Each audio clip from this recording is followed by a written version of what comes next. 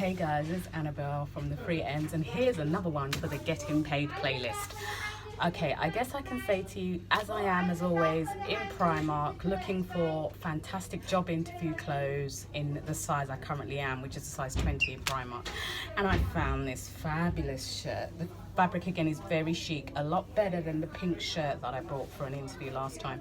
And I found these fabulous faux leather pants, which fit quite nice. So, before I move on to more positive things, the shirt is 13 quid. And the trousers are 15 quid. Okay, so these are fantastic job interview clothes that I would feel absolutely comfortable in to rock it and put my best foot forward for the type of job that I want to get. And the type of job that I want to get within paid employment used to be Waterstones. So I trotted along to Waterstones after sending 2 CVs at the start of July with no response. But yet every time I passed the Waterstones in Notting Hill, they were still advertising that there's a job vacancy. So that was increasingly frustrating, so upsetting and infuriating. So the job centre advised me to just walk in and go and ask, well, what's happening? And I thought, well, I don't want to be a pest. I really want this job, and it's something that I'm very passionate about. The dream, creative writing, novels, columns. So I thought, without the qualifications and experience and without being published by a publisher or a publishing house, I thought that's the best place to start because I have the experience. So, taking the advice of the Job Centre Plus advisor, I walked in and I said to them, well, at the start of July, I applied twice, sent my CV, not even had an acknowledgement to say thank you for your application and we'll consider you and contact you in due course. And then to find out they've recently recruited, that infuriated me as well. So I tried to shove my CV, my most up-to-date CV with what I'm currently doing, to the sales assistant behind the tills, but he wasn't having none of it. He actually then informed me that they don't deal with the recruitment in that store. It's another store on the King's Road that deal with the recruitment, which was quite shocking because the email they requested that back in July that we should email our CVs to, apparently that guy doesn't deal with the recruitment anymore, so God knows what's happened to my CV. And he refused to take my CV over the counter, which was quite upsetting. So I did get him to write down the email address so that I can email the King's Road. Apparently they deal with all the recruitment, bearing in mind they have a head office in Piccadilly. Don't even forget that in the job centre I had an irate conversation with their customer service, and I said, well, I've sent a CV and I've not had an acknowledgement. You're still advertising a job and there's no closing date. Sorry, our customer service is outsourced. So, wow, okay, your customer service is outsourced. Can you pass me on to a manager? Refused, but I got an email address. And I thought, well, if you haven't acknowledged the first email address, what am I going to do? It's emailing another inquiry when the first hasn't been acknowledged either. So I'm going to trottle on down to the King's Road Waterstones and find out what's happening there. And then I'm going to do as the sales assistant said, or the bookseller as they call them, and email my CV to the appropriate person and hope that that person is still dealing with recruitment. Very frustrating when you're in hardship and actually have the heart for the job.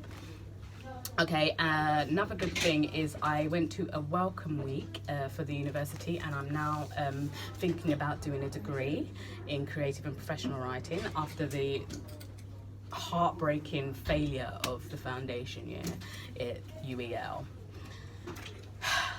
Welcome week was fantastic. Saw some fantastic theatre shows, and again my mind was popping with so many possibilities and opportunities while being a full-time student. What creative writing is. Scripts, music, poetry, all the things that creative writing come with that just totally excites me. So I've got to do it. And of course, I'm nervous about not having relevant books for the assignments. That was the main reason I left. I don't actually want to press for radio and newspaper this time. I am actually going to try and see if I can get some work experience or voluntary further down the line. It'd be great if they had a publication, but they've had printed publications all over the library, so I'm going to see what, especially since it is a Catholic university. It's a university attached to the Catholic Church, so So that is where we are. Still volunteering for the library local to the hotel where I'm a guest. And that's going great as well. It's very calming and peaceful and so good for the health because it's not high pressured. It's a quiet place because obviously you're not allowed to talk loudly on the phone. So it's a fantastic place, especially when recovering from post-traumatic stress disorder. So that is where the getting paid is. And I'm going to end on a positive note that there is another business who is hiring, who is relevant to the aspirations that I have, and I'm halfway through the application form for that. So this weekend's going to be a busy weekend of finding out, well, since your staff said, looking at the rota, they do need staff. So all is not lost. So I'm going to find out how far I can go with that before committing to another application. This is all about commitment, isn't this? Getting paid. This getting paid stuff. Oh, speaking of getting paid, student finance has been an absolute whirlwind of emotions. I know there's probably like millions and millions and billions of students out there who are all trying to do the same thing. But then again, I don't know why I decided to apply after the clearing date again. Mainly probably because of my age, and possibly if after clearing there's still spaces on the course, it means there's a higher chance of, you know, getting a place. And I did get the place. So I'm considering, hopefully student finance will get in touch soon and take the fingers out their arse, as they say, and click that button so that I can get tuition fees. I'm a bit nervous about the clawback as well, because that means the pressure is on for getting paid. The pressure is on for getting paid because surely in my third year and my master's, I'm going to have to fund it myself based on the cap for the amount that students are allowed to apply for with Student Finance England. So staying on getting paid. I guess next Friday I shall update you. And I absolutely haven't looked for another place to live, to be out, to no longer remain a guest in a hotel. I haven't. I know I should have moved on to that side of things, but I wasn't sure if I was going to be awarded the loan. I wasn't sure. So the last thing I need to do is to start looking for places when I haven't got enough to pay a down payment or deposit. It's the last thing anybody wants to do. So I'm going to put that on hold. I know I said last week I'm going to start moving on to the housing situation, but I think too much has gone on and I'm trying to put too much on my plate, and I just don't have the fuel for too much on my plate anymore. I'm approaching 40.